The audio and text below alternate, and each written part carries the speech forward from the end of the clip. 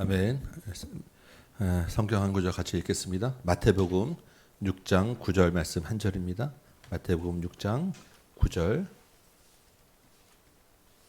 한 절 말씀 다 같이 한 목소리로 합독하도록 하겠습니다. 마태복음 6장 9절입니다. 시작. 그러므로 너희는 이렇게 기도하라.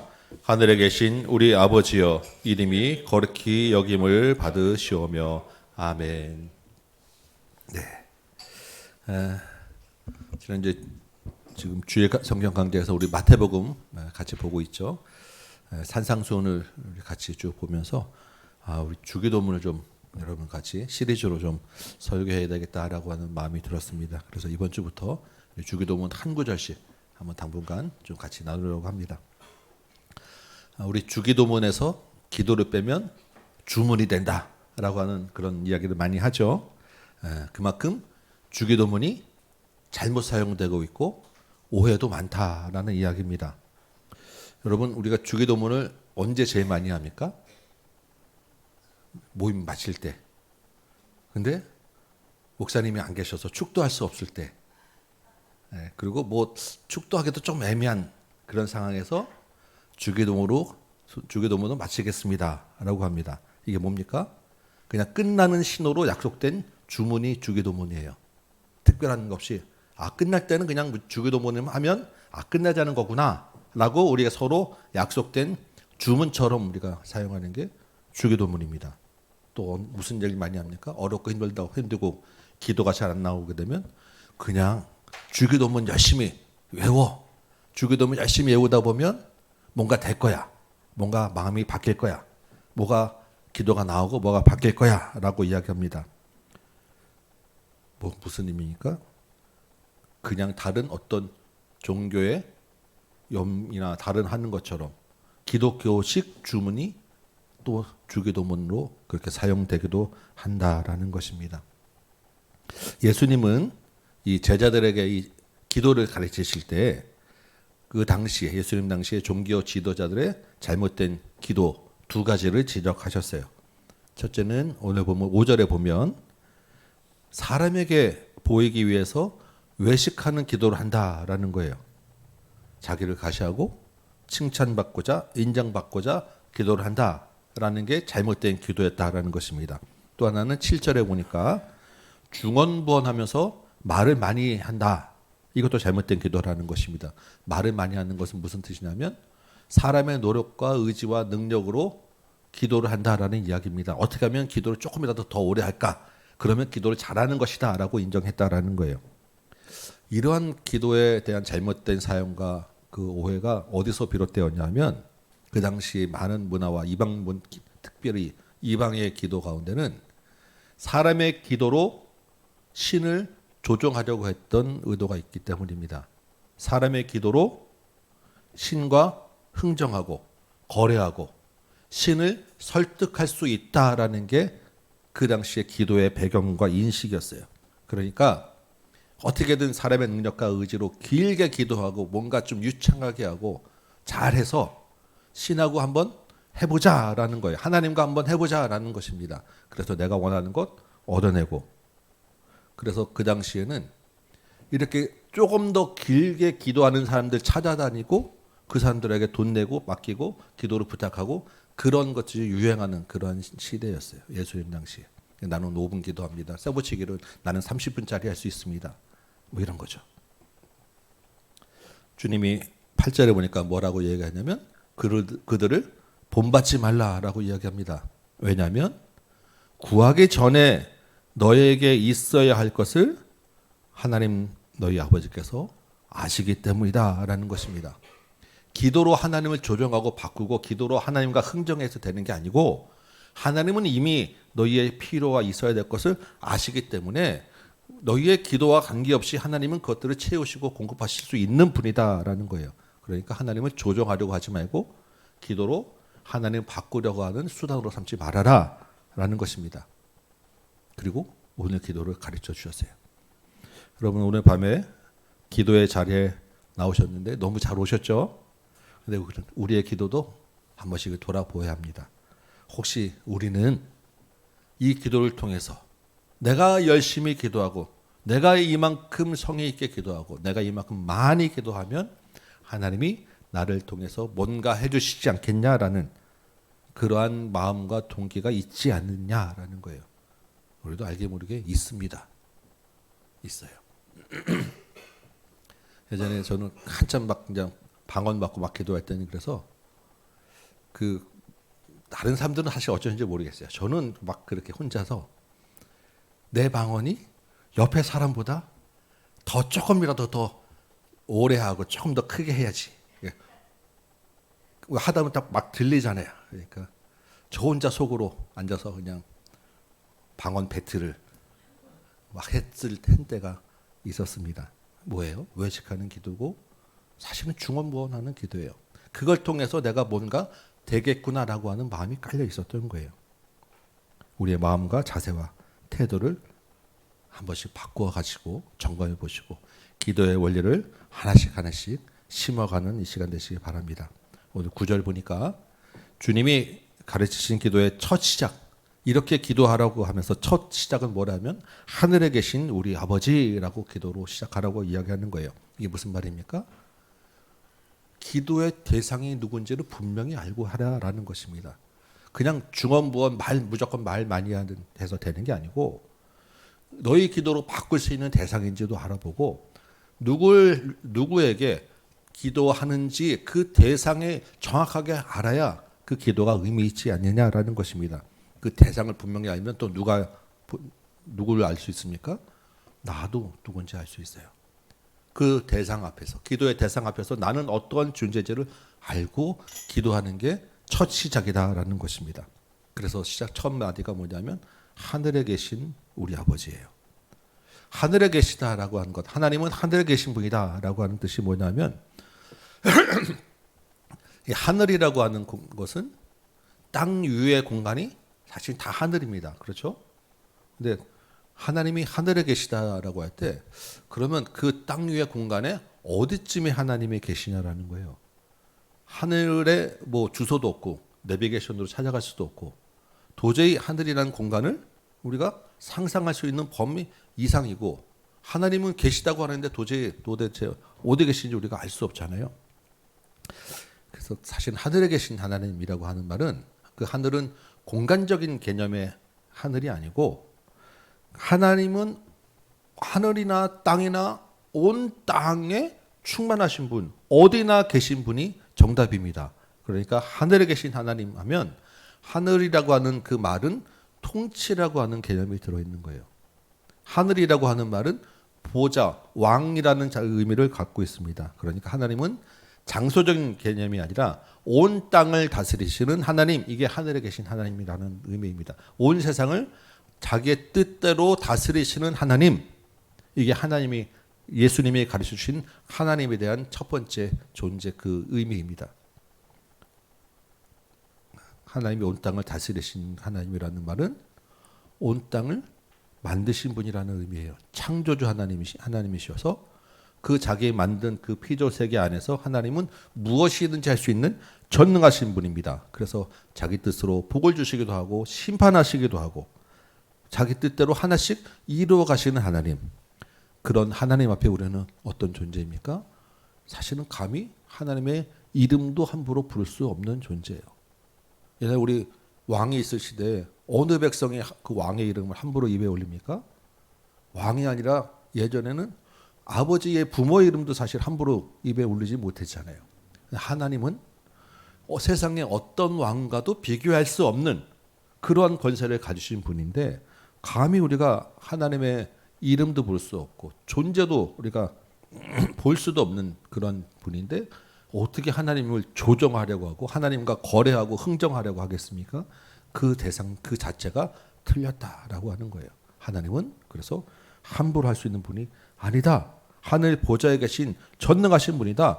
창조주시다라는 것을 먼저 알고 기도해라라는 것입니다.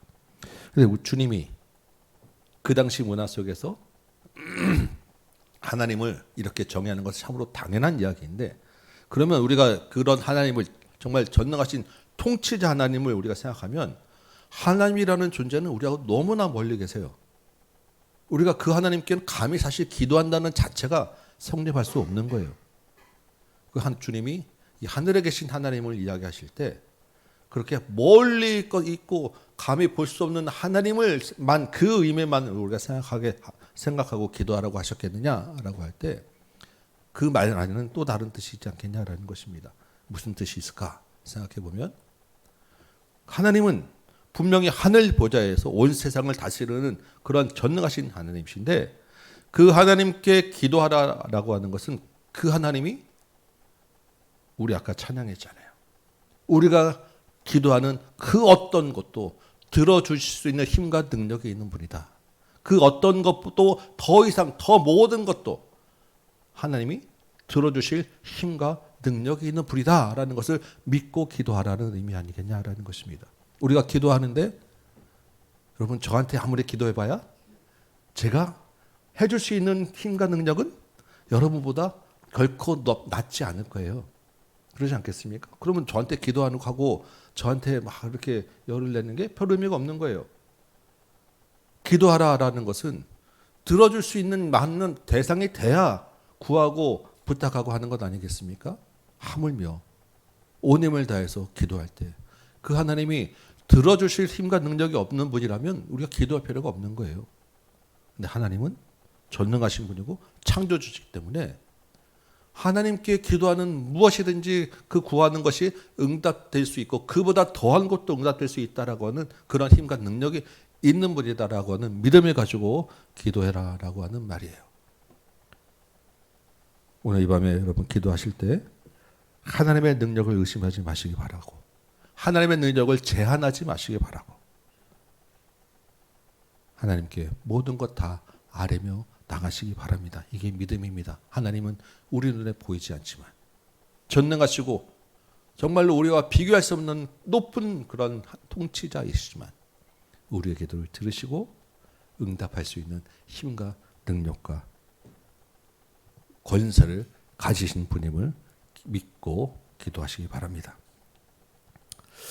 두 번째 우리가 생각할 수 있는 것은 그러면 하나님은 권세와 능력이 있고 전능하신 분이신데 문제는 그 힘과 능력을 우리를 위해서 쓰실 마음이 있냐라는 거예요. 하나님이 그런 힘과 능력은 있는 건 맞는데 우리하고 소통하고 내 기도를 과연 들어주실 마음이 있는 분이냐라는 것입니다. 하나님은 힘과 능력이 있지만 우리하고는 전혀 관계없다 그러면 그거는 기도 하나만 아니겠습니까? 그래서 예수님이 하나님은 이런 분이야라고 기도의 대상을 얘기하시면서 또 말씀하시는 건 뭐냐면 하늘에 계신 아버지라는 이야기입니다. 아버지. 능력도 있으신데 힘도 있으신데 우리의 기도를 들어주실 마음도 있는 분이다라는 것입니다. 그러니까 우리가 기도할 수 있다라는 거예요. 예수님이 아버지라고 하는 말은 그 표현, 아버지라고 하는 이 단어의 그 표현은 굉장한 친밀감에서 우러나는 그런 표현입니다. 아주 친밀한 이야기입니다. 우리가 아버지 할 때 우리 다 커서는 사실 아버지는 좀 거리가 있는 그리고 전통적인 개념에서 아버지는 좀 무뚝뚝하기도 하고 우리 한국식의 그런 마음들은 좀 그렇지 않겠습니까? 그런데 그렇다 할지라도 아주 우리가 어릴 때 아직 뭐가 모를 때는 아빠라고 할 때는 그 아빠와 아버지는 아주 친밀한 관계입니다. 더 이상 떨어질 수 없는 너무나도 사랑스럽고 긴밀한 관계예요. 예수님 당시에는 더더군다나 하나님과 유대인 이스라엘과는 감히 아빠라고 부를 수 있는 그런 상황이 아니었어요. 그러니까 예수님이 하나님을 아빠라고 불러라라고 하는 그 말은 예수님 당시에 예수님이 거의 돌맞아 죽을 각오하시고 하는 그런 혁명적인 이야기입니다. 전통적인 멀리 있는 아버지가 아니라 그 전통적인 틀을 깨고 아주 친밀한 관계에서 그 형성된 아버지다, 아빠다라고 하나님은 이야기하신 거예요. 하나님을 그러한 아버지로 부르지 않으면 우리가 하나님께 나아갈 수 없습니다. 여러분 옆집 아저씨가 아무리 좋아도 아저씨는 들어줄 수 있는 한계가 있고 들어줄 수 있는 선이 있고 시간과 제한이 다 있는 거예요. 그렇지 않겠습니까? 무한히 들어주고 무한히 이루어줘서 해줄 수 있는 분은 아빠밖에 없어요. 하나님은 우리에게 그런 아버지라는 소리를 들으시길 원하십니다. 특별히 더 그냥 멀리 있는 하나님 아버지가 아니라 가까이서 친밀하게 관계 맺는 아빠 아버지라고 하는 이야기를 듣기를 원하십니다. 그 아버지를 들으실 때 그 아빠라고 하는 말을 들으면 하나님이 정신을 못 차리시고 그래 뭐가 필요하냐 다 아는데 그거보다 더 많은 것 주신다라는 거예요. 우리 인간도 우리도 아빠라고 달려들어서 안기고 재롱 떨고 더 가까이 오는 자식들을 사랑할 수밖에 없지 않겠습니까? 그 순간에는 뭐라도 다 빼서 내줄 수밖에 없지 않겠습니까? 하나님은 더 하시다라는 거예요. 그래서 우리 성경에는 그러한 아버지와의 관계, 그 아버지가 행하신 일들이 차고 넘쳐 있는 것입니다. 하나님을 아버지라고 부를 때 그 하나님이 앞서 행하시고 피를 채우시고 이루어 가시는 놀라운 일들이 성경에 가득 차 있는 거예요. 그런 아버지를 아버지라고 부르라라는 것입니다. 기도할 때 그 아빠라고 하는 그 말을 앞세워서 기도하라라는 거예요. 그런데 사실은 우리가 하나님과 관계에서는 우리가 감히 사실 아빠라고 부를 수 있는 존재가 안 되잖아요. 우리가 어떻게 하나님을 아빠라고 부를 수 있게 되었는가? 하나님이 자기의 진짜 아들, 하나밖에 없는 자기 진짜 아들을 우리를 대신해서 죽게 하셨기 때문입니다.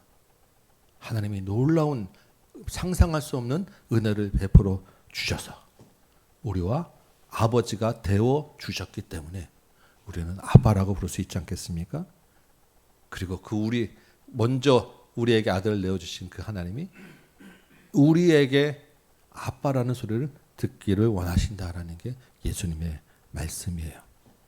우리 하나님 아버지께 너무 아버지가 라는 말에 인색해하지 마시고 특별히 기도할 때, 우리 어려움 당할 때, 우리 기쁠 때, 무슨 일이 있을 때마다 아빠, 아버지, 친밀한 아버지 많이 부르시고 가까이 가시기 바랍니다. 주님이 가르쳐 주신 하나님의 그 대상의 핵심은 이 아빠 아버지에 있어요. 이 아빠 아버지를 빼고 멀리는 하나님으로만 우리가 기도하게 되면 하나님과 관계가 가까이 갈 수 없음을 기억하시고, 우리가 하나님의 아버지면 나는 자녀 아니겠습니까? 나는 부족하고 나는 어렵고 나는 뭐 부족하다고 생각할 수 있지만 하나님 앞에서는 너무나도 사랑스러운 아들이고 자녀입니다. 그 자녀의 특권은 아버지를 졸라서 아버지 지갑에서 빼내는 거예요. 그 특권을 마음껏 누리며 기도하는 이 밤 되시기 바랍니다. 마지막으로 세 번째, 그 아버지가 우리 아버지라고 가르쳐 주세요. 나만의 아버지가 아니라 우리 아버지라고 예수님 말씀하십니다. 너의 아버지가 아니고 우리 아버지. 둘 이상의 공동체의 아버지라는 거예요. 하나님이 한 분이시고 그러면 그 아버지라고 부르는 공동체가 둘 이상 있으면 그 아버지라고 부르는 모든 사람들은 서로 무슨 관계가 되겠습니까? 형제가 되는 거예요. 하나님을 아버지라고 부르는 모든 지체들은 공동체는 다 형제입니다. 여러분, 누군가 아무리 어리고 힘이 없는 사람일지라도, 아주 어린 아이일지라도 그 아이와 함께 있으면, 누구라도 있으면 의지가 되고 힘이 되는 법입니다. 혼자 있을 때는 무섭고 떨리고 혼자 있을 때는 어찌할 바 몰라도 정말 작은 아이일지라도 옆에 누군가가 있기만 하면 그런 힘이 좀 나고 의지가 되는 거예요. 하물며 예수 안에는 예수의 피로 형제된 그 한 형제가 허다한 무리가 있는 것입니다.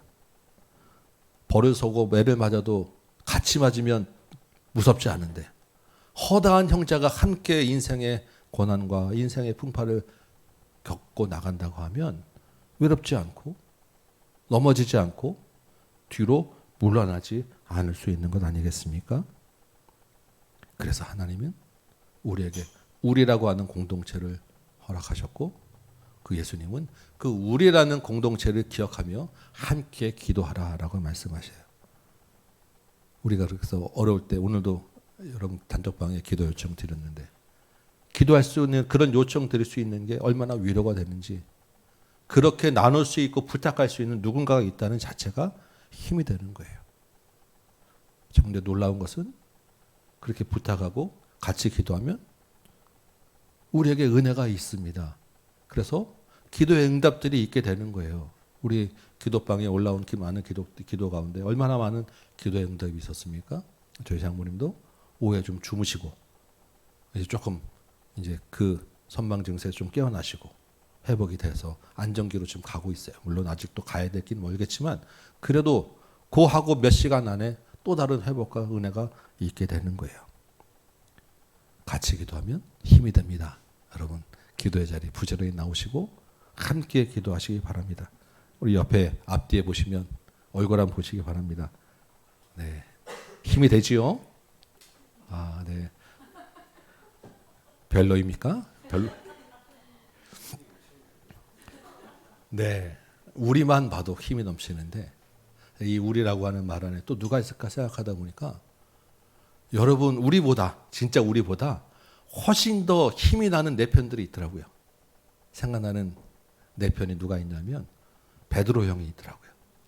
바울 형이 있더라고요. 아브라함 형도 있고 모세 형도 있고 엘리야 형도 있고.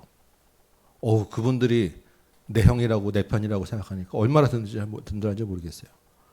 그러면 아브라함 형이 하나님 좀 50명에서 40명으로 30명으로 열심히 계속 깎아주실 거 아니에요. 모세 형이 나서서 자기 목숨 내놓고 나를 위해 기도해 주실 거 아니에요. 엘리야 형이 나타나서 나를 괴롭히는 850 그 악한 귀신들 다 한꺼번에 때려잡아 줄 거 아니겠어요. 너무너무 힘이 나고 너무너무 기분 좋은 거예요. 베드로 형, 바울 형, 그 대단하신 분들이. 근데 그보다 더 놀라운, 진짜 놀라운 한 내 편, 든든한 한 편이 있더라고요. 누구겠습니까? 예수님 형. 제일 큰 형, 맏형. 하나님 아버지에서 예수님도 하나님의 아들이기 때문에 우리가 같은 한 형제라는 거예요. 제일 든든한 맏형이신 예수님. 나를 위해서 목숨까지도 내주신 형이 아브라함 형은 뭐 죽어지진 않잖아요. 예수님 형은 진짜 죽으신 내 편에 있더라고요. 그 예수님과 내가 우리로 같이 기도한다는 게 놀라운 은혜 아니겠습니까? 하늘에 계신 우리 아버지 안에는 예수님이 나와 같은 편이야. 같이 아버지께 나가자라는 거예요. 내가 아무리 잘못했더라도 든든한 내 형이 가서 대신 이야기해주고 대신 맞아주고 얘는 좀 아버지 봐주세요 하면 그 형 뒤에 숨으면 겁날 게 없잖아요. 우리 예수님 형과 든든한 허다한 무리와 우리 같은 공동체 한 힘으로 같이 기도하며 나가시기 바랍니다. 그러면 나도 누군가를 위해서 기도할 수 있어요. 나도 다른 사람의 영혼을 위해서 기도할 수 있고요. 나도 다른 사람의 힘이 되어줄 수 있습니다. 우리 공동체가 그런 공동체입니다. 이 밤에 서로 함께 한 형제된 우리 공동체 형제를 위하여 기도하시고 직장에서 사회에서 나와 수시로 만나고 가까이 있는 분들이 무슨 의미겠습니까? 저 사람 너 형제 될 사람이야. 주님이 알려주시는 건 아니겠어요? 위에서 기도하시고 한 나라와 민족으로 묶어주신 공동체를 위하여 기도하시고 선교지를 위하여 온 세상의 형제들을 위하여 기도의 범위를 넓혀가셔서 기도하시고 너의 필요는 내가 다 안다라고 하는 나의 필요는 마지막에 주님께 묻고 기도 요청하고 돌아가시기 바랍니다.